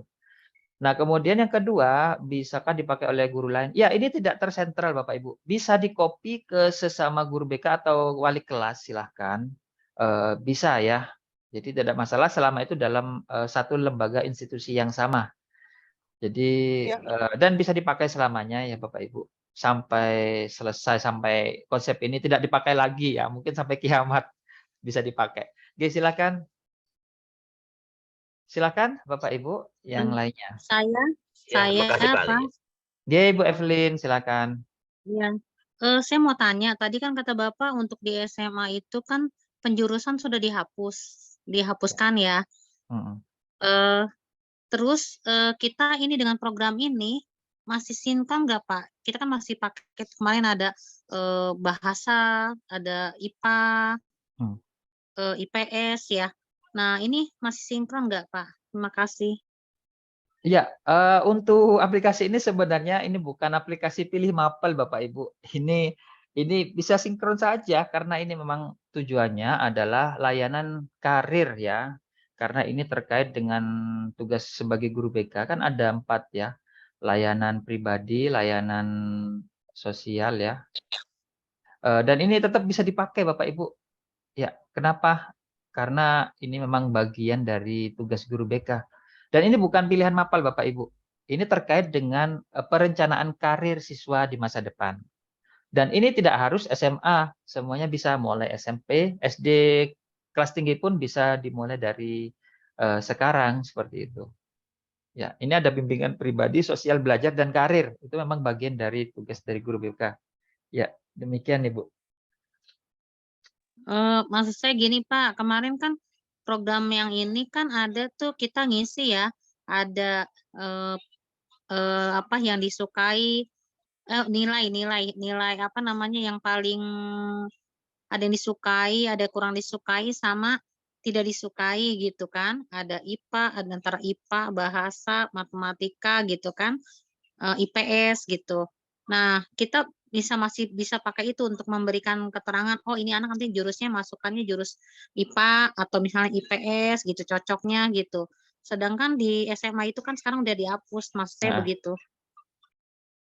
Iya, untuk penjurusan memang sudah tidak ada, Ibu. Jadi, yang ada itu untuk kurikulum Merdeka ya, Bapak Ibu. Tapi kalau kurikulum 2013 kayaknya masih dipakai ya, penjurusan. Dan kalau penjurusan itu kan memang ada syarat-syaratnya ya kemarin ya, kalau dulu ya, yaitu biasanya nilainya berapa, nilai matematika, fisika, matematika, IPA, IPS-nya berapa ya.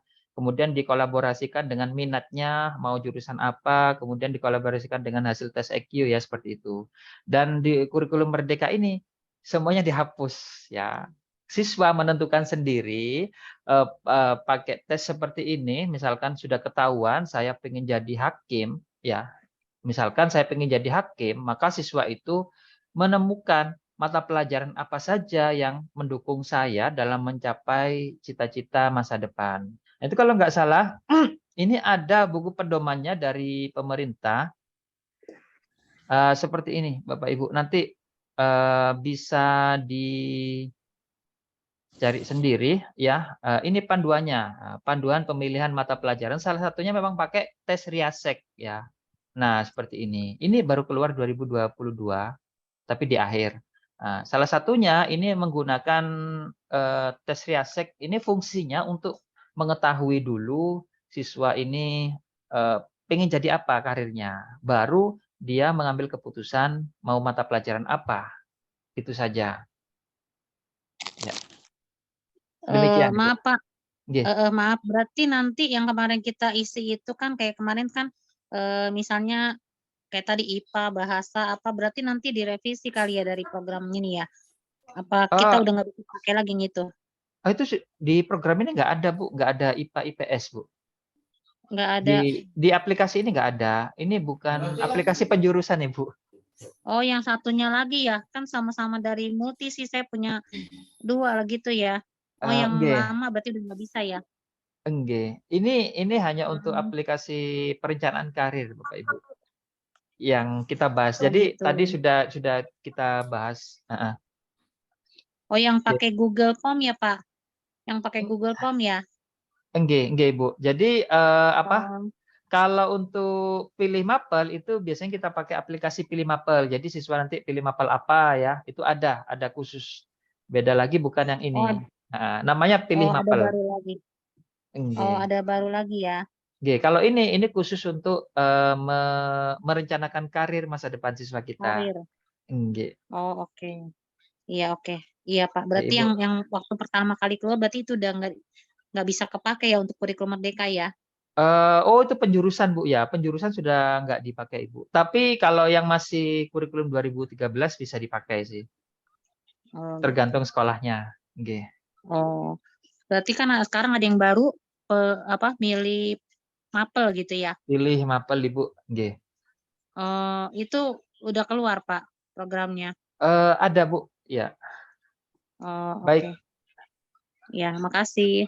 Nggih, sama-sama, Ibu. Monggo Bapak Ibu kita bahas. Halo. Nggih, monggo silakan Iya. Bapak Nasrul. Oh iya, terima kasih atas kesempatan yang diberikan. Nggih. Nah, begini Pak, ini kan aplikasi berdasarkan minat minat semata daripada siswa tanpa ada pengukuran terkait dengan intelijensi. Nah, yang menjadi unik adalah yang menjadi unik di sekolah kami terkadang minatnya itu terlalu tinggi, istilahnya bermimpi lah, berangan-angan misal menjadi dokter. Tapi secara intelijensi nilainya kadang kurang di sana. Nah ini kira-kira ada solusi dari pemateri terkait dengan keadaan yang seperti ini. Terima kasih. Ya, baik Bapak. Jadi ada namanya minat, ada juga bakat ya. Nah, untuk kecerdasan ini sebenarnya ada, kalau yang kita pakai selama ini adalah kecerdasan IQ ya Bapak Ibu ya. IQ. Itu ada sebuah konsep yang mengatakan bahwa kecerdasan itu ada alternatifnya, bukan hanya sekedar IQ. Kecerdasan itu ada banyak ya. Itu yang disebut dengan multiple intelligence. Multiple intelligences, bahasa Indonesianya adalah kecerdasan majemuk. Jadi siswa itu Siswa itu memiliki cerdas, semua siswa itu cerdas, tapi di bidangnya masing-masing. Ada orang yang memang suka seni, tapi matematikanya, nilai matematikanya selalu jeblok, nilai mata pelajaran bahasanya selalu jeblok. Pertanyaannya apakah anak yang seperti ini nanti akan tidak sukses di hidupnya? Belum tentu Bapak Ibu. Kalau dia suka seni, misalkan nilai matematikanya kecil, biarkan fokus pada seni. Nanti dia akan menemukan sendiri ya kecerdasan seninya seperti itu.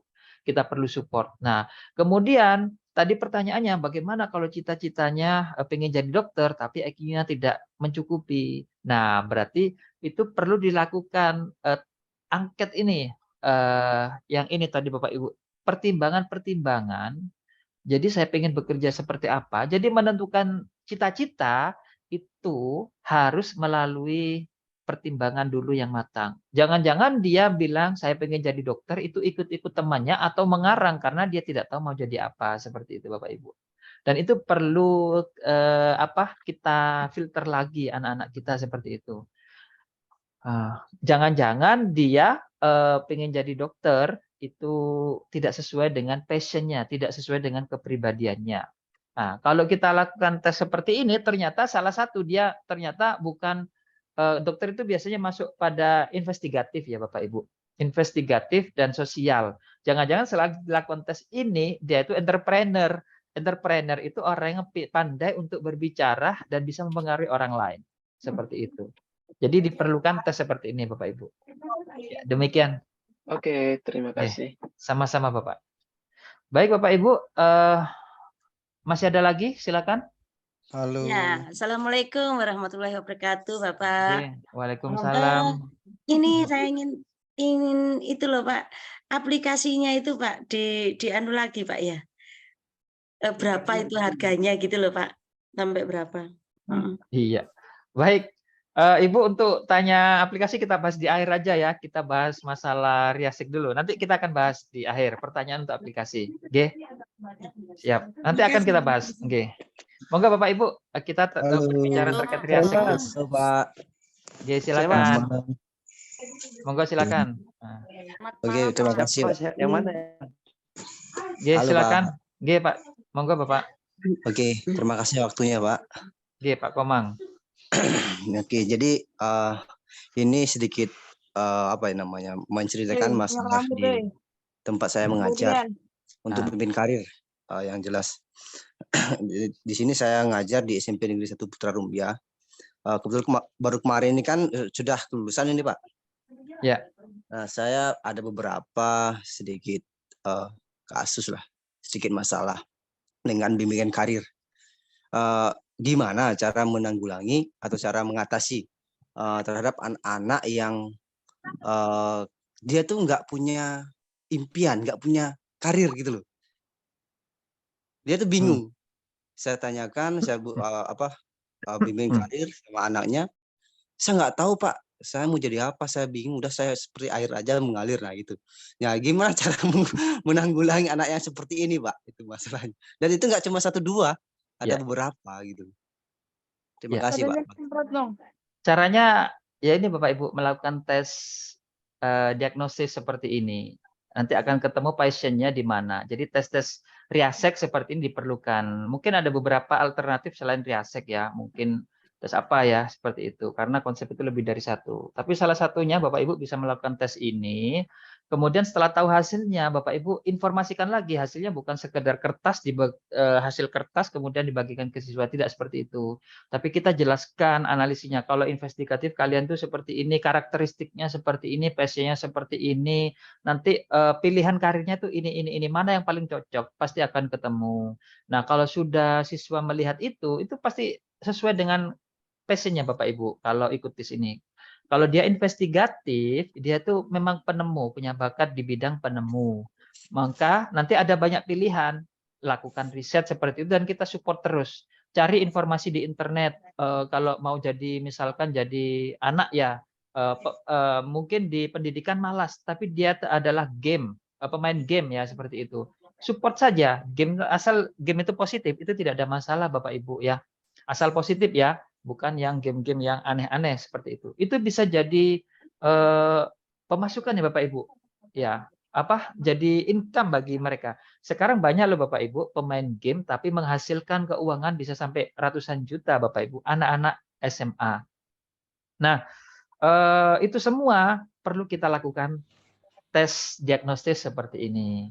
Dan support itu penting. Oke, itu salah satu alternatifnya. Kemudian berikutnya, kalau memang siswa itu tidak semangat, salah satu caranya yaitu Bapak Ibu datangkan motivator ke sekolahnya Bapak Ibu.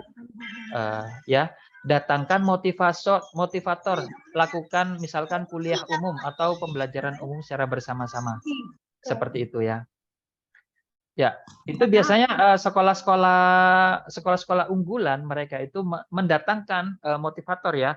Sebenarnya zaman sekarang gampang sekali mencari orang-orang seperti itu. Lihat saja yang ada di internet itu ya. Cari yang lingkungannya nggak jauh dari kita seperti itu. Atau panggil alumni-alumni yang sudah sukses, yang mungkin yang jadi TNI, jadi polisi atau jadi dokter, dipanggil sekedar memberikan sepatah dua kata itu akan menjadi motivasi bagi anak-anak kita. Baru lakukan bimbingan karir seperti ini, semangat itu biasanya siswanya. Itu salah satu contoh sih dari kami Bapak Ibu. Oke, monggo silakan. Halo. Ya, Ya, halo, halo Pak. Oke, Ibu, silakan, halo. Ibu. Iya Pak. Selamat malam Pak Ali. Oke, selamat malam Ibu. Iya, begini Pak, saya tertarik sekali dengan apa yang sudah Bapak jelaskan tadi. Hanya saja pertanyaan saya, apakah bentuk dari pertanyaan Riasek ini sudah bagus seperti yang Bapak tadi berikan contoh, atau kita bisa buat sesuai dengan keadaan atau kondisi siswa kita? Itu yang pertama. Yang kedua ini untuk pemberian angket minat dan karir ke siswa kita, ini sebaiknya yang tepat diberikan pada saat awal semester pertama kelas 10 atau semester 2 begitu Pak, atau kapan waktu yang tepat kita berikan kepada siswa kita. Itu saja Pak pertanyaan dari saya, terima kasih. Baik, nah sebenarnya untuk angket di pertanyaan Bapak Ibu ini sudah ada standarnya. Dan sebenarnya Bapak Ibu bisa menambah asal syaratnya satu, Bapak Ibu sudah paham tentang konsep Riasek ya. Jadi sebenarnya apapun yang ditanyakan, jadi misalkan investigatif, maka pertanyaannya itu investigatif semua. Itu kalau kita tahu ya, kalau Bapak Ibu sudah paham ini tidak ya bisa ditambahkan sendiri. Asal Bapak Ibu syaratnya paham betul. Nah, untuk pertanyaan standar sebenarnya kita bisa memakai yang standar yang ada di panduan pemerintah Bapak Ibu, yang buku pilih mapel di sini ya, yang tadi saya sampaikan. Ini ada standar pertanyaan dan ini sebenarnya masih bisa dikembangkan kalau mau dikembangkan. Asal syaratnya Bapak Ibu benar-benar paham dulu konsep ini ya. Dan alurnya kemana seperti itu. Oke. Nah, seperti ini Bapak Ibu. Nah, ini. Ya. Oke, kemudian yang kedua tadi apa Bu? Boleh diulang lagi? Iya, baik Pak. Untuk bentuk Riasek ini, apakah diberikan kepada siswa itu saat yang tepat? Apakah semester pertama atau semester kedua, dan bagaimana? Ya, saat yang tepat begitu Pak untuk diberikan kepada siswa. Ini saat yang tepat ini sebenarnya tidak ada batasannya Bapak Ibu, karena ini bukan diagnosis pembelajaran. Kalau diagnosis pembelajaran yang wajib itu biasanya gaya belajar ya. Untuk Riasek ini bebas, nanti kalau ada waktu setelah diagnosis yang lain selesai, misalkan melakukan tes EQ, tes apa, baru Bapak Ibu ada waktu setelah bisa melakukan tes ini ya Bapak Ibu, untuk melengkapi bimbingan karir kita untuk siswa seperti itu. Nah, jadi tidak harus awal tahun, tapi memang jangan di akhir semester. Misalkan mau naik kelas baru tes ini, mereka nggak akan fokus. Mereka akan fokus pada ujian sekolah seperti itu. Nggih. Oke, terima kasih Bapak. Sama-sama Ibu Sri. Baik Bapak Ibu.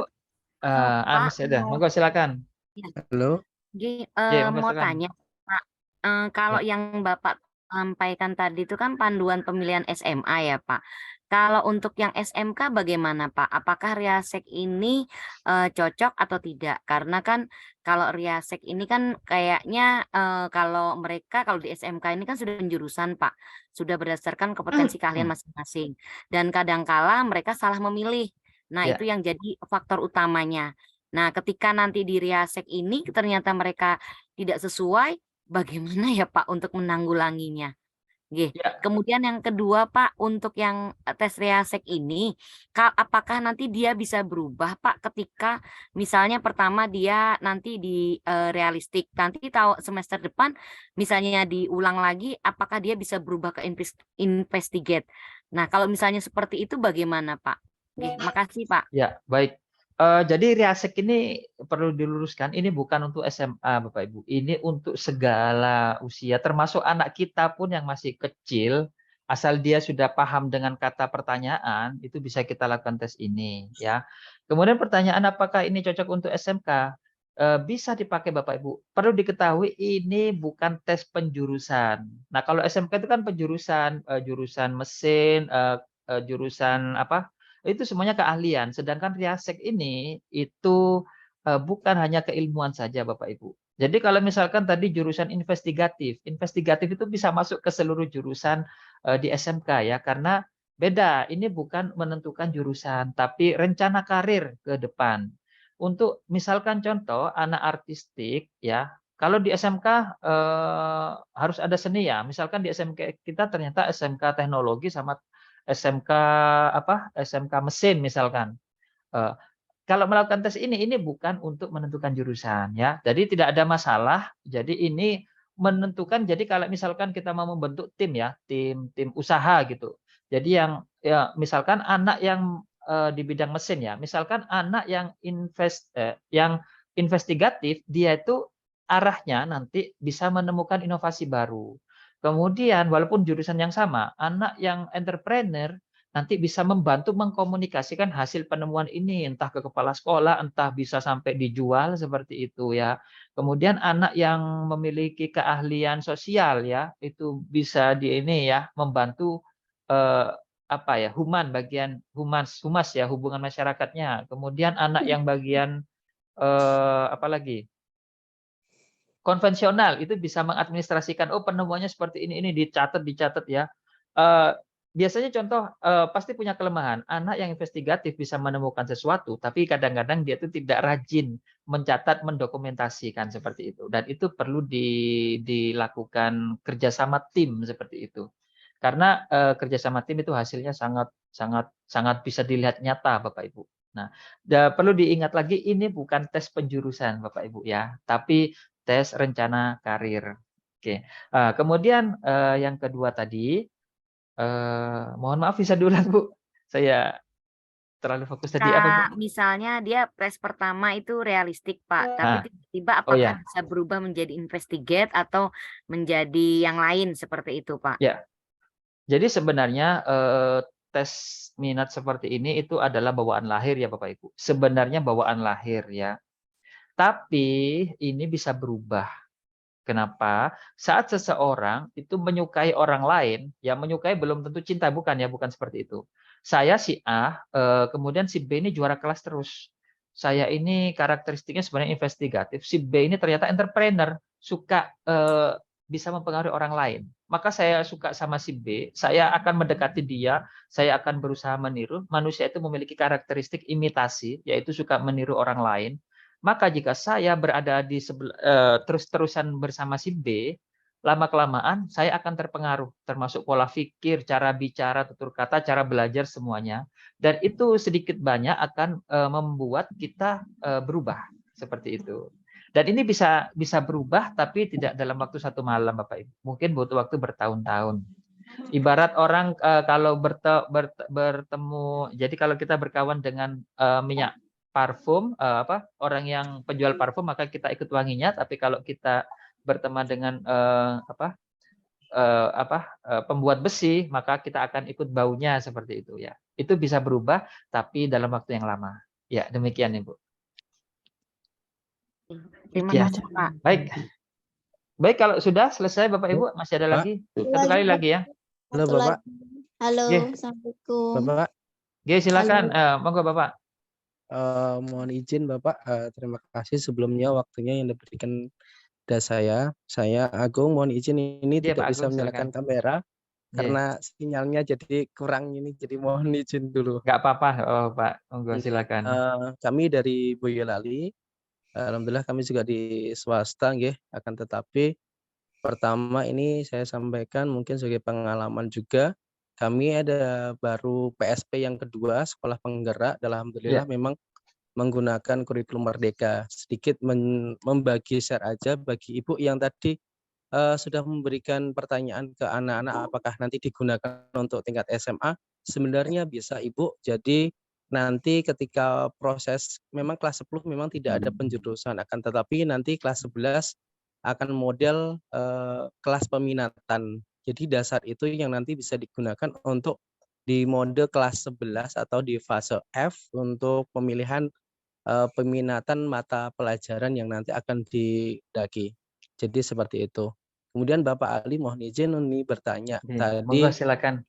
dengan Riasek kadang muncul kemarin pun juga sesuai dengan di panduan yang tadi Bapak share juga kami mencoba untuk analisis walaupun secara analisisnya beda dengan aplikasi Bapak karena memang saya menemukan untuk membuat aplikasinya itu memang agak susah sehingga apakah ini masuk ke yang realistik atau yang investigatif atau yang art gitu. Cuma yang jadi pertanyaan ada mungkin seperti yang tadi di awal ada uji coba muncul contohnya kode RIA, artinya anak ini seperti apa Bapak gitu. Jadi kalau Bapaknya yang tadi yang pertama kan adalah muncul dominannya adalah artistik gitu. Tapi yang kedua Ibu tadi adalah mungkin RIA atau RIE itu untuk menyampaikan ke anak ini seperti apa cara berikan penjelasan mungkin yang lebih simpel kalau membaca kan tidak semudah yang memang kadang literasinya anak-anak ini kan agak susah tapi yang lebih kita untuk membahasanya lebih itu seperti apa jika muncul dominan 3 kode itu tadi Bapak. Terima kasih. Baik. Jadi misalkan ketahuan 3 Bapak Ibu berarti anak itu memiliki bakat 3-tiganya. Jadi nanti tinggal pilih mana yang lebih sreg pada dia karena dia akan bisa mengikuti alur tersebut. Biasanya anak yang memiliki lebih dari 1 karakter dia biasanya multitasking Bapak Ibu. Bisa bekerja lebih dari 1 keahlian. Ya. Demikian. Jadi bebas nanti hasilnya siswa karir misalkan dia investigatif dan entrepreneur. Selain dia sebagai ilmuwan, dia akan pintar menyampaikan sesuatu ya. Seperti itu Bapak Ibu. Terima kasih Bapak. Bapak mohon izin ini memperlanjut. Ini kadang kan muncul di anak-anak itu kan gengsi gitu. Artinya salah satunya adalah fakultas, kemudian univnya gitu. Padahal secara kemampuan ini seperti ini untuk mengkomparasikan perihal tersebut gimana ya untuk memperjelas si anak dalam artian menghindari gengsinya yang mungkin namun anak-anak sekarang kan kadang juga pengen wah juga gitu mohon izin. Ya, nah ini sebenarnya untuk itu tugasnya guru BK Bapak Ibu bahwa guru BK itu harus bisa menyampaikan ke siswa bahwa pendidikan yang katanya orang itu bonafit itu belum tentu cocok bagi kita ya. Pendidikan yang katanya orang itu terbaik itu belum tentu sesuai dengan kepribadian kita. Nah, seperti itu. Itu kita harus sampaikan bahwa pendidikan terbaik adalah pendidikan yang sesuai dengan kepribadian kita agar kita bisa mencapai masa depan kita sesuai dengan apa yang kita inginkan. Banyak itu harus disampaikan ke siswa. Belum tentu orang yang sekolahnya hanya sampai SMA itu ya belum tentu dikalahkan oleh seorang dokter Bapak Ibu ya. Itu perlu disampaikan. Banyak ya kayak Megawati itu bisa jadi presiden tidak lulus SMA ya. kayak Susi Puji Astuti lulus SMP tapi punya pesawat banyak seperti itu. Itu contoh saja, maksudnya bukan berarti mereka tidak perlu sekolah ya. Kalau terkait sama masalah gengsi, kita harus menyampaikan bahwa pendidikan yang terbaik adalah yang sesuai dengan kepribadian kita, seperti itu. Dan itu terkait dengan percaya dirinya siswa Bapak Ibu. Bagaimana membangunnya? Membangunnya salah satunya adalah bisa membantu mereka menemukan contohnya karir terbaik bagi mereka, perencanaan karir, termasuk menemukan gaya belajarnya, menemukan kecerdasan multiple intelligence-nya. Setelah mereka tahu semuanya, itu perlu kita support terus. Nah, dengan harapan mereka sudah bisa percaya diri, sudah tahu tentang dirinya sendiri. Ya, demikian, Bapak. Terima kasih, Bapak. Oke. Halo, Pak. Monggo. Assalamualaikum. Izin tanya, Pak. Monggo, monggo, silakan, Bapak. Siapa dulu nih yang dikasih? Saya? Ya, monggo. Silakan, Bapak. Pak Alisak, selamat malam, Pak. Ya, Terima selamat kasih. malam, Pak Ripli. Saya mau bertanya nih, saya kan guru BK di Man IC Lombok Timur, Pak. Oke, silakan, Bapak. Untuk tes ini apa bisa dipakai, digunakan oleh guru mapel atau guru BK saja yang harus menggunakan ini, atau misal guru mapel yang tidak basis BK gitu, cuman dia jadi guru BK di sekolahnya misal, ini bisa dipakai juga atau bagaimana, Pak? Iya, baik. Sebenarnya ini bagian dari tugas guru BK, Bapak Ibu. Tapi memang misalkan BK-nya nggak banyak, dibantu oleh guru mapel, berarti saat melakukan tes ini guru mapel bertindak sebagai guru BK. Ya. Berarti boleh. Karena guru mapel itu sudah punya tugas sendiri. Misalkan matematika yang ngajarnya tugasnya matematika. Nah, kalau ini bagian dari guru BK. Demikian, Bapak. Oke, makasih, Pak. Sama-sama. Baik, Bapak Ibu, kayak saya kira waktunya Izin, sudah Pak. terlalu malam. Mungkin terakhir ya, Bapak Ibu. Monggo silakan, Bapak. Ya, terima kasih, Pak. Begini, Pak. Pak Superman, monggo. Karir seseorang atau karir peserta didik itu kan biasa saya tanamkan ke anak tuh minimal ada 3 yang sangat berpengaruh, yaitu bakat, minat, kemudian ragat atau biaya. Ya. Nah, di antara ketiga itu, Pak, agar nanti apa yang diharapkan siswa ini bisa berjalan dengan mulus, mana yang di antara 3 ini atau paling enggak antara bakat dan minat ini yang harus dipertimbangkan, yang jadi pertimbangan paling pokok itu yang mana itu, Pak? Ya. Terima kasih, Pak. Terima kasih, Pak Superman. Jadi di antara bakat, minat, dan ragat ya, biaya. Mana yang paling dipertimbangkan? Yang paling dipertimbangkan kalau menurut kami, Bapak Ibu, adalah temukan dulu kepribadiannya di bidang apa dulu. Ya.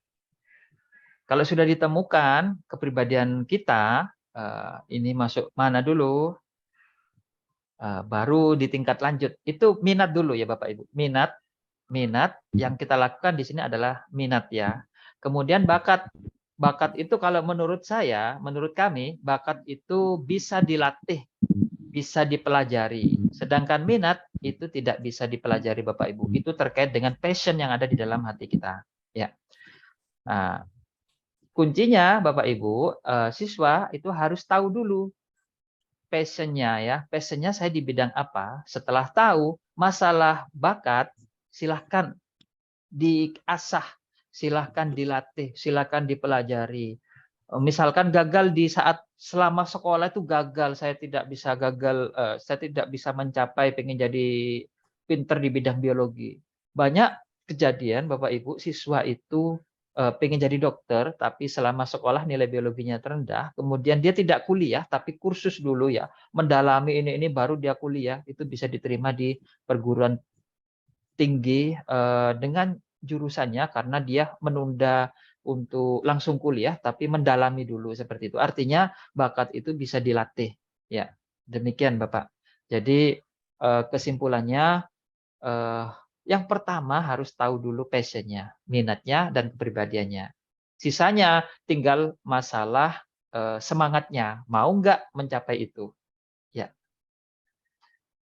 Terima Demikian, kasih, Bapak. sama-sama. Baik, Bapak Ibu, kami kira begitu ya. Kasihan ini saudara kita yang dari Papua, karena kita se-Indonesia ya. Di sana mungkin sudah hampir jam 12.